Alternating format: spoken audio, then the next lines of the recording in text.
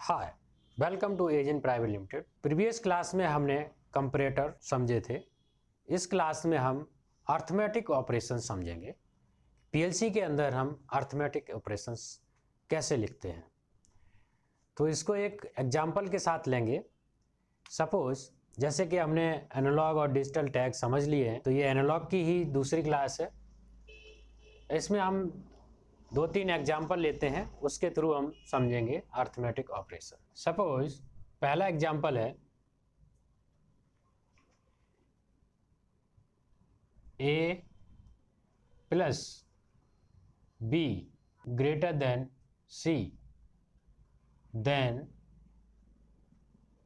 y1 on. पिछली class में हमने greater than, less than, equal इस तरह के कंपैरेटर पढ़े थे। उसी को थोड़ा सा अप में जाके हम अर्थमेटिक का भी यूज करेंगे। तो एक एग्जांपल हो गया a प्लस बी, ये a प्लस बी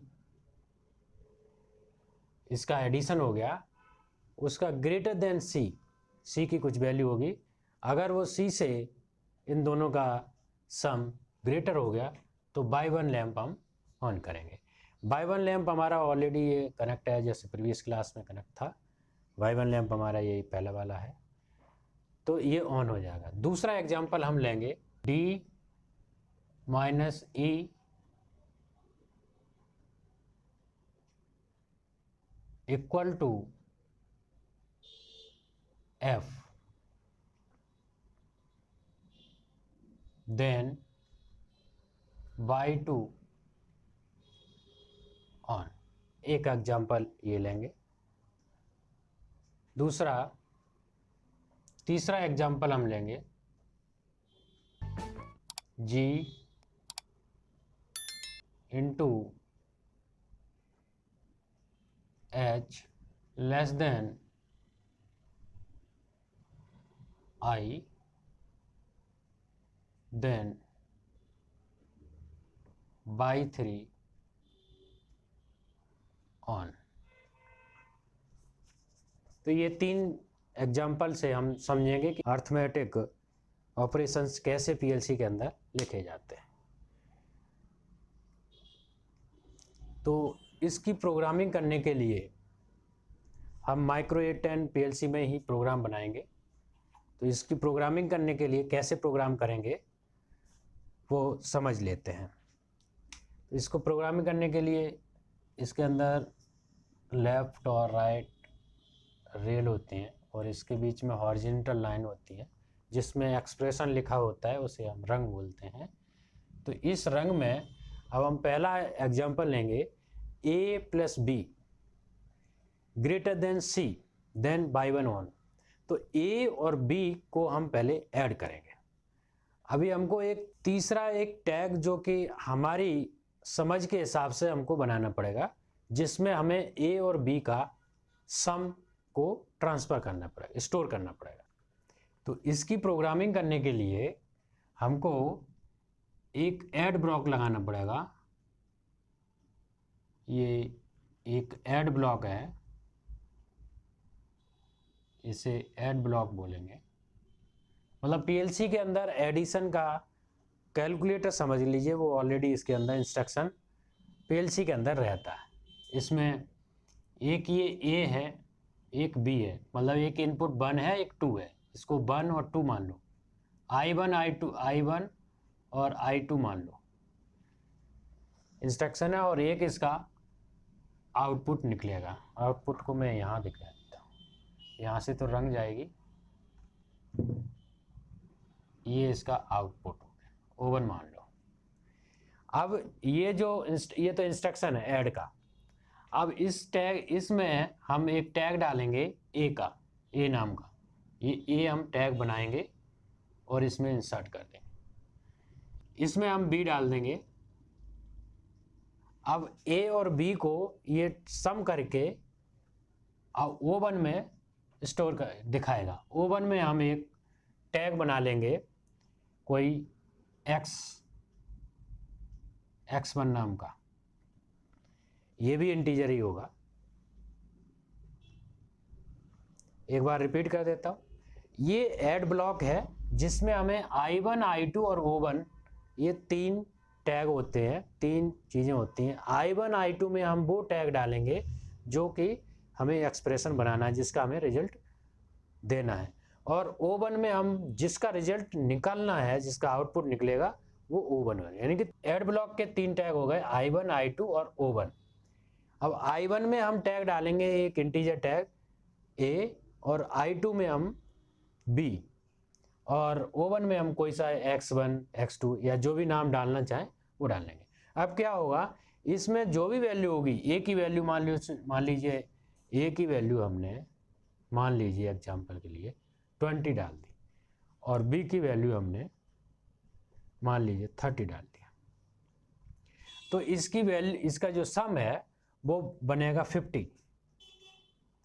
तो ये X1 में 51 आ जाएगा, X1 आपका 50 आ जाएगा, यानी कि ये 50 हो गया, ये यहाँ पर आ गया। ये यहाँ एडिशन हम निकाल लेंगे पहले, सिंपल, ठीक। मतलब हमने एक इसी एग्जाम्पल का हमने एक पोर्शन कैलकुलेट करके X1 में हमने स्टोर कर लिया। अब ये जो एडिशन है ग्रेटर देन C होगा। अब हम ये जो A प्लस B का जो रिजल्ट है वो X1 में आ गया, तो हम X1 को कंपेयर करेंगे C के साथ। तो हम एक दूसरी रंग लेंगे, इसमें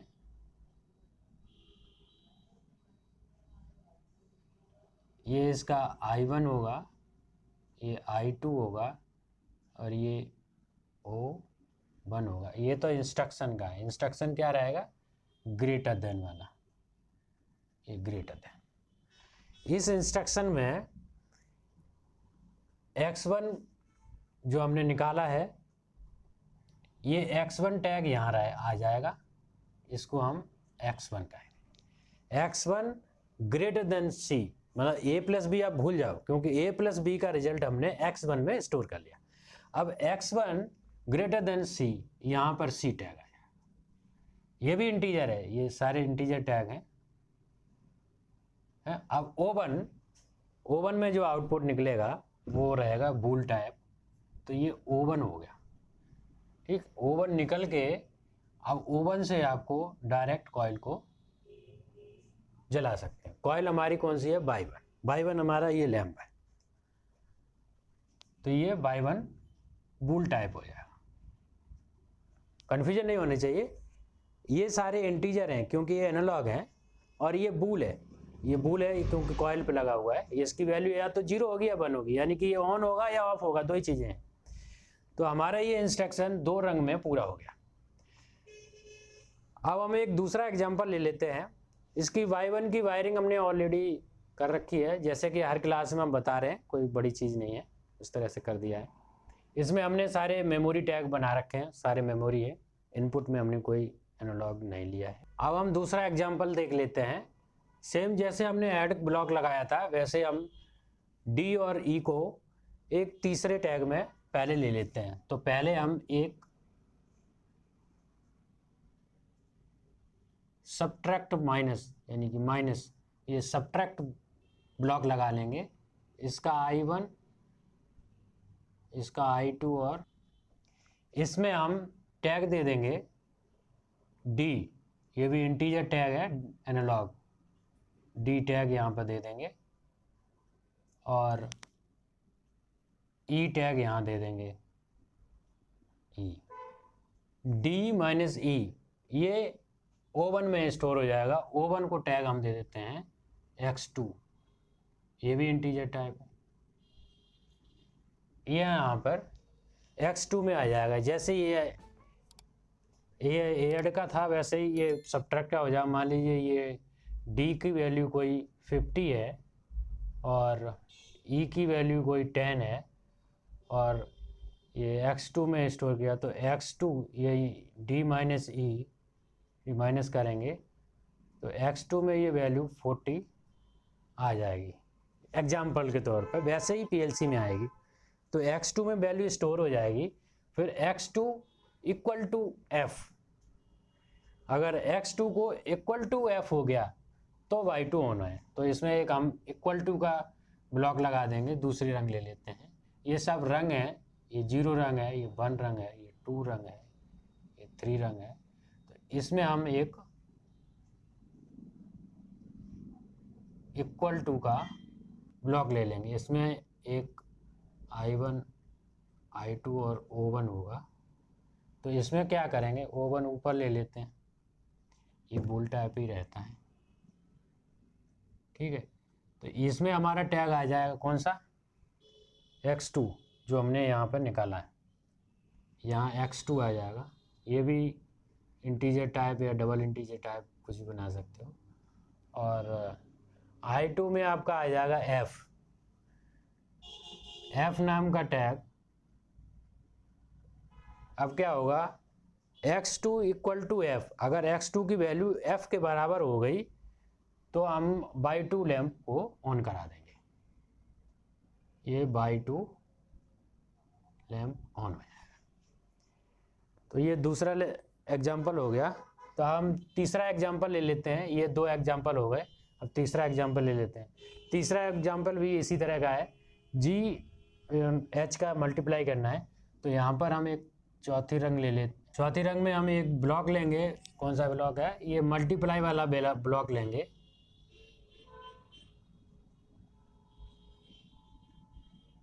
इसमें इसका इंस्ट्रक्शन उसी तरह का होगा, I1 I2 और O1। अब I1 हमारा हो जाएगा ये G, ये G रहेगा, ये G है, ये भी इंटीजर टाइप है, और दूसरा H है, ये भी इंटीजर है। इसका मल्टीप्लाई होकर के मान लीजिए ये x3 में आ गया।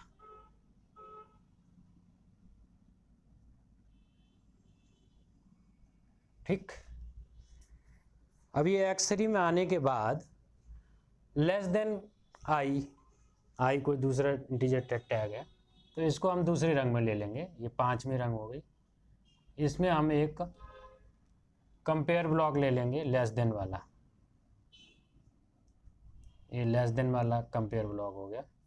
इसमें I1 I2 और O1 हो गया, इसको ऊपर ही ले लेते,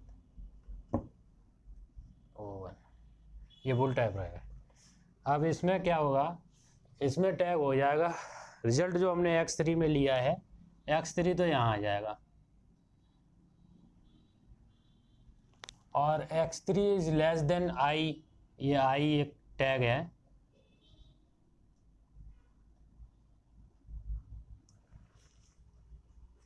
ये यहाँ आ जाएगा। उसके बाद इसका जो ये अगर x3 is less than I होगा, यानी कि x3 की वैल्यू अगर लेस देन I की होगी, तो फिर हमें एक y3 लैंप ऑन करा देंगे।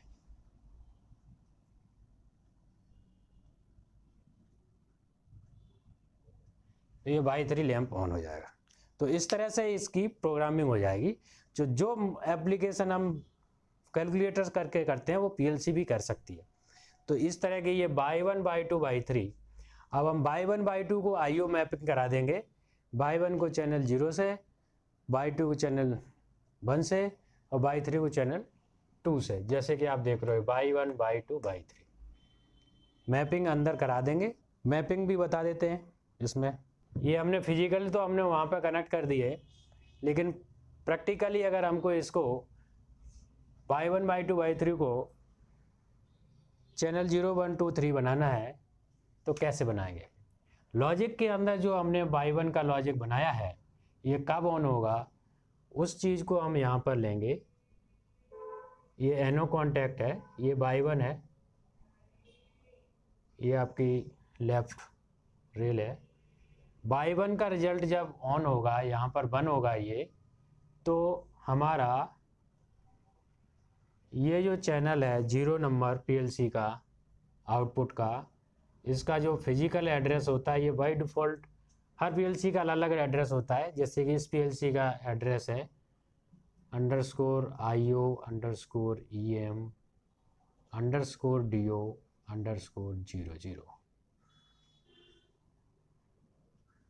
ये बाय डिफ़ॉल्ट इसके एड्रेस होते हैं, फिजिकल एड्रेस हैं सभी के पीएलसी के आउटपुट के। ये आउटपुट 0 1 2 3 है जिससे हमने ये वायरिंग कर रखी है। तो ये यहाँ पर इस तरह से आ जाएगा। ऐसे ही बाई 2 को मैप करना है तो बाई 2 को हम यहाँ लिखेंगे बाई 2, और यहाँ पर हम चैनल, ये पूरा सेम ही एड्रेस है, 0 1 कर दो इसको, ये पूरा सेम है, लिख देता हूँ मैं IO_EM_DO_01।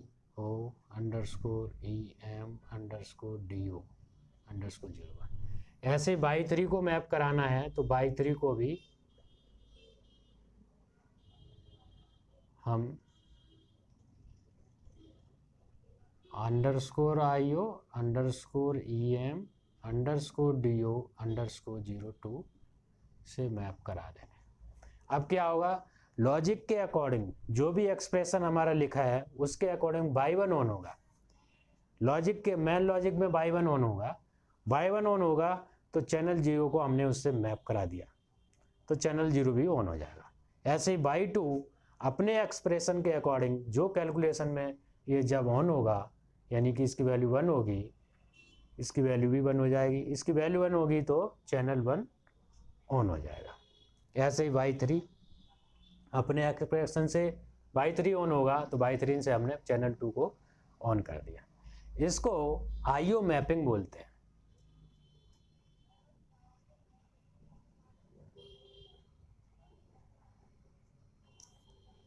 इस प्रोग्राम को हम एक अलग प्रोग्राम फाइल में बनाते हैं और इसको एक अलग प्रोग्राम फाइल में बनाते हैं।